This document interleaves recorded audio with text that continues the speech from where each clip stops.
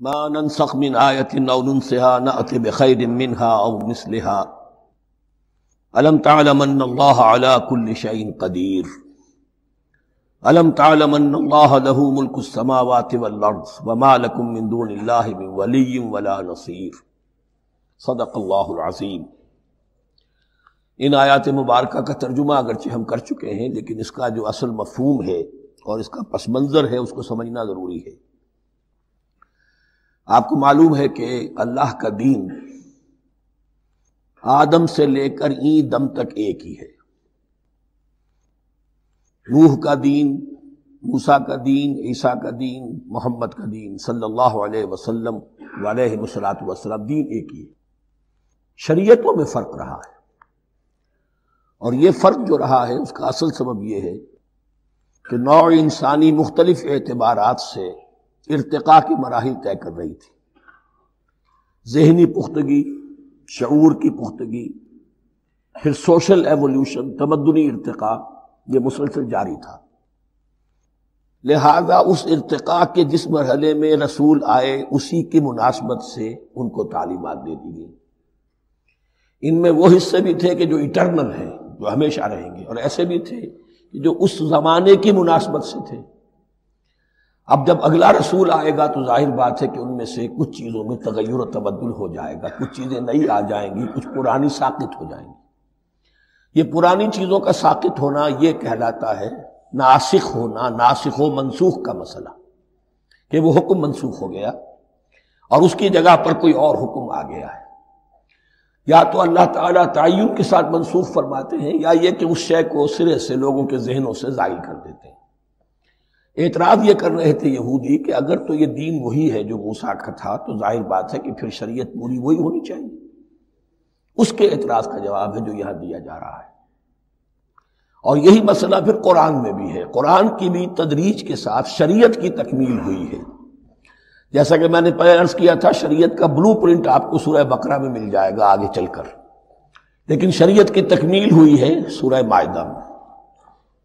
یہ جو تقریباً 5-6 سال کا وقفہ ہے، اس میں کچھ احکام شروع میں دیے گئے، پھر ان میں رد و بدل کر کے، اور پھر آخر میں الیوم اکملت لکم دینکم واتممت علیکم نعمتی ورضیت لکم الاسلام دینا۔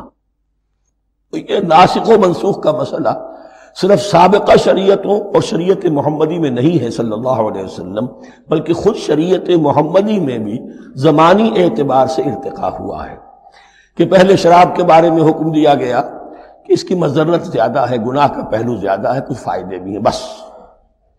اس کے بعد آیا اگر شراب کے نشے میں ہو تو نماز مت پڑھو، نماز کے قریب مت جاؤ۔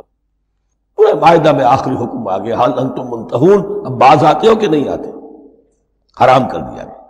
تو یہ تدریجاً ہوا ہے۔ تو ناسخ و منسوخ قرآن میں بھی ہے، اور ناسخ و منسوخ قرآن اور تورات کے مابین بھی ہے۔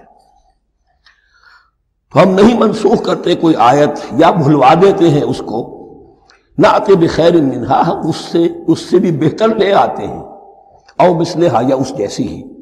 الم تعلم ان اللہ علی کل شیء قدیر، اب یہ کہ یہ تو اللہ کی اتھارٹی ہے، مالک الملک وہ ہے، دین اس کا ہے، اس میں وہ جس طریقے سے چاہے کسی چیز کے اندر تبدیلی پیدا کر دے۔ الم تعلم ان اللہ لہ ملک السماوات والارض ما لکم من دون اللہ من ولی ولا نصیر۔ ام تريدون ان تسألوا رسولكم كما سئل موسى من قبل ومن يتبدل الكفر بالإيمان فقد ضل سواء السبيل۔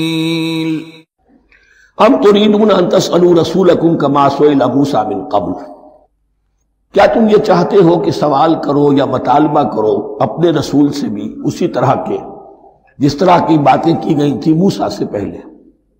مثلا ہم دیکھ چکے ہیں کہ ان سے کہا گیا کہ ہم نہیں مانیں گے جب تک کہ اللہ کو دیکھ نہ لے عیاناً، یا اسی طرح کے اور مطالبے جو حضرت موسیٰ علیہ السلام سے کیے جاتے تھے۔ یہاں مسلمانوں کو سکھایا جا رہا ہے کہ اس روش سے باز آؤ، ایسی بات تمہارے اندر پیدا نہیں ہونی چاہیے۔ وَمَن يَتَبَدَّلِ الْكُفْرَ بِالْإِيمَانِ فَقَدْ ضَلَّ سَوَاءَ السَّبِيلِ۔ ظاہر بات ہے ایسی حرکتیں بھی اب مسلمانوں میں سے بھی جو منافقین ان میں شامل تھے وہی کر رہے ہوں گے اس لیے فرمایا کہ جو کوئی ایمان کو ہاتھ سے دے کر کفر کو لے لے گا، یعنی منافق چونکہ دو طرفہ ہوتا ہے، اب اس کا بھی امکان ہوتا ہے کہ یکسو ہو جائے کفر کی طرف، اور اس کا بھی امکان ہوتا ہے کہ بالآخر یکسو ہو جائے ایمان کی طرف۔ مذبذبین بین ذالک کی کیفیت میں جو مبتلا ہے، اس کے دو یہ امکانات ہیں۔